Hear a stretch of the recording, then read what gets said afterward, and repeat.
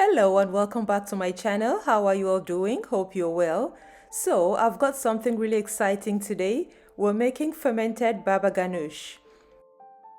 It all started when I visited an Armenian restaurant and ordered some babaganoush and flatbread. It was delicious.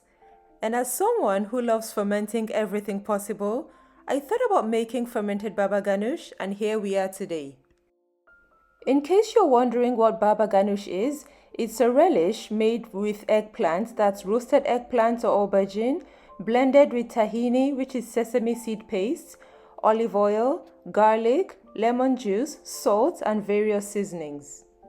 For this recipe, I'll be using 3 eggplants or aubergines, bay leaves, a glass weight to keep the aubergines submerged in the brine, 2 cups of water, 1 tablespoon of sea salt, and a glass jar.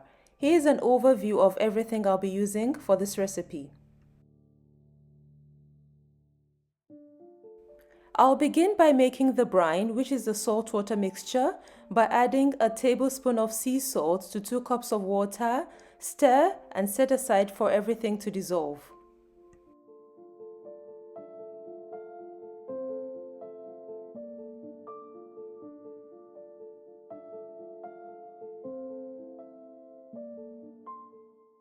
I've taken off the tops of the eggplants or aubergines and washed them as well.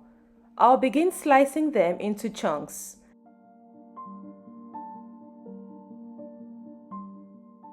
I'll slice them lengthwise and then cut into smaller chunks sideways.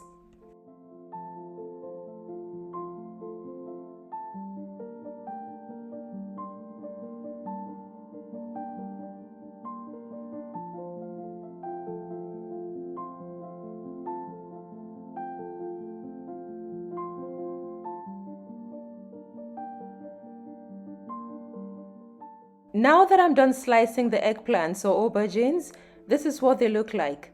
I've ensured they're similar in size so as to ferment evenly. Next, I'll start transferring the aubergines into the jar.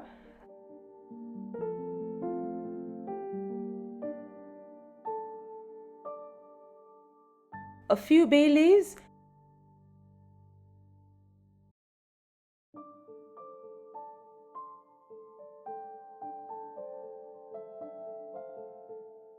and use a tamper to push them down to ensure the jar is compact. I'll continue until the jar is packed to my satisfaction.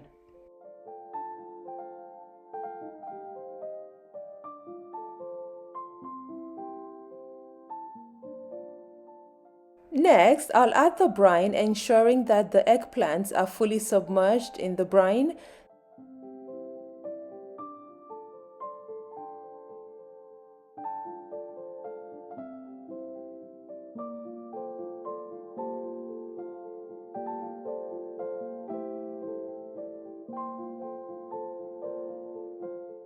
Then add the fermentation weight to stop the aubergine or eggplants from floating to the top.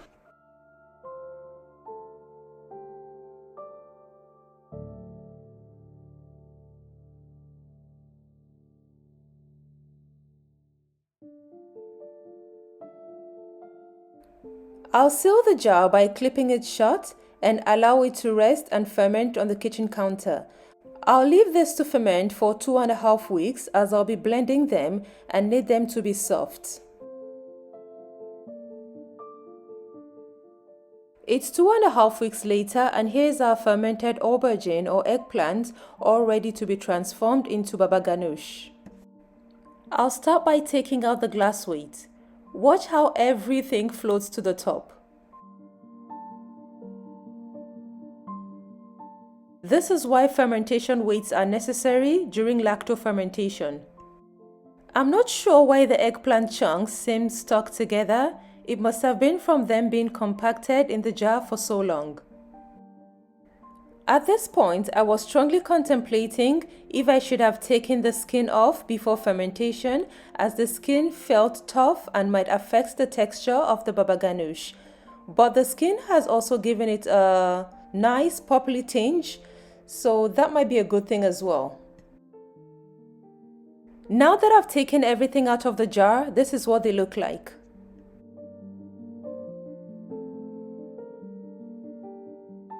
Eventually, I decided to take the skin off for better outcome, as the normal baba ganoush does not include the skin of the eggplant. I also wanted the baba ganoush to be smooth, so I think that was a good decision. Now let's get to the interesting part. For processing the baba ganoush, I'll be using my lacto-fermented eggplant or aubergine, roasted garlic, lemon juice, olive oil, brine from the fermented eggplant, and tahini. I would not be adding salt as the lacto-fermented aubergine or eggplant already contains salt. And here's an overview of everything. To begin, I have my food processor here. I'll add the lemon juice, fermented eggplants or aubergine,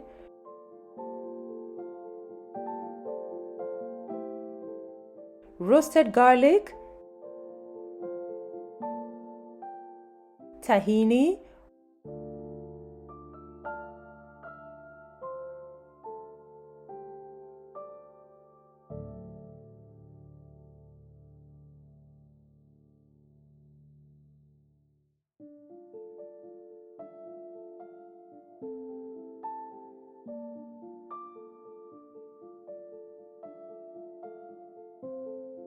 olive oil,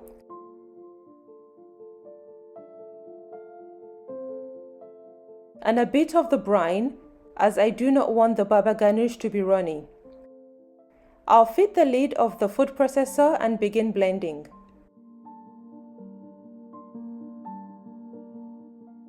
I'll blend until I achieve the desired consistency, which is not runny and not too smooth.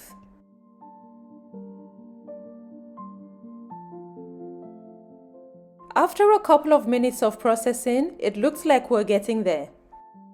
I'll carry on processing until I'm satisfied with the consistency.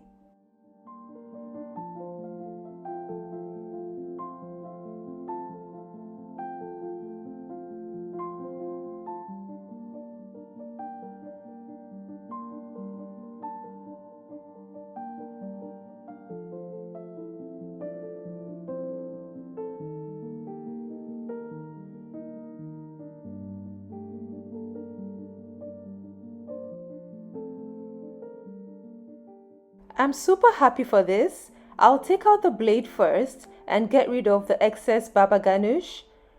Look at that consistency. I love it. I didn't want any part of the baba ganoush to go to waste, so I made sure I got as much as I could out of the food processor. This was me spreading out my lacto-fermented baba ganoush.